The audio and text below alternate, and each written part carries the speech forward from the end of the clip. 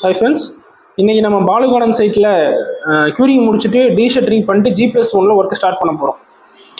So இன்றைக்கி வந்து நம்ம பார்க்க போகிறது என்னென்னா, இந்த காங்கிரீட் க்யூரிங்கை விட இந்த பிரிக்கோட க்யூரிங் வந்து சூப்பராக இருக்குங்க. அதுக்காக தான் அந்த வீடியோவே நான் உங்களுக்கு போட்டிருக்கிறேன். ஸோ இதை நீங்கள் நோட்டீஸ் பண்ணீங்கன்னா தெரியும், இந்த வாலில் வந்து நம்ம பிரிக் ஒர்க் பண்ணி முடிச்சதுலேருந்து இன்னைக்கு வரைக்கும் ஈரம் இருந்துக்கிட்டே இருக்குது.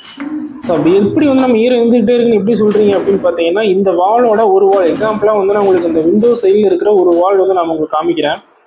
அது வந்து எவ்வளோ ஸ்ட்ரென்த்தாக இருக்குன்னு மட்டும் நீங்கள் பாருங்கள். அது எப்படி நம்ம சொல்கிறோன்னா, அந்த எனி டைம் க்யூரிங் இருந்ததுக்கான ஒரு எவிடன்ஸாக நீங்கள் எடுத்துக்கிறீங்க அப்படின்னா, நம்ம 24 hours அந்த இடத்துல ஈரம் இருக்குன்னா மட்டும்தான் அந்த பாசம் பிடிக்கும். ஸோ அந்த அளவுக்கு வந்து பார்த்தீங்கன்னா, இந்த வாலில் பாருங்கள், இந்த கலவையை வந்து பாசம் பிடிக்கிற அளவுக்கு வந்து நம்ம அவ்வளோ க்யூரிங் கொடுத்துருக்குறோம். ஸோ க்யூரிங்க்கு வந்து கொஞ்சம் கூட வந்து ஒரு குறைவில்லாமல் க்யூரிங் வேலை வந்து நம்ம பண்ணியிருக்கிறோம். ஸோ இது வந்து ஒரு கான்ட்ராக்டராக வந்து ஒரு சிவில் இன்ஜினியர் ஒரு கான்ட்ராக்டரால் மட்டும்தான் இந்த அவுட்புட் கிடைச்சதான்னு கேட்டால் கண்டிப்பாக கிடையாதுங்க.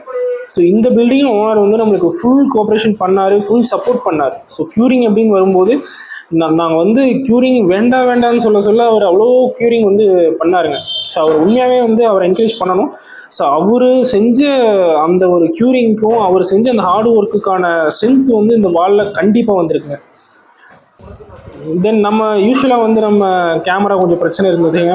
அதை வந்து இன்றைக்கி டெக்னீஷியன்ஸ்னால டிலே பண்ணுறாங்கன்னு சொல்லிட்டு நம்மளே அதை ரிஃபை பண்ணிடுவோம் அப்படின்னு சொல்லிட்டு அதை டிஸ்மேண்டில் பண்ணி அது ஒரு சிம்மில் தான் பிரச்சனை இருந்துச்சு.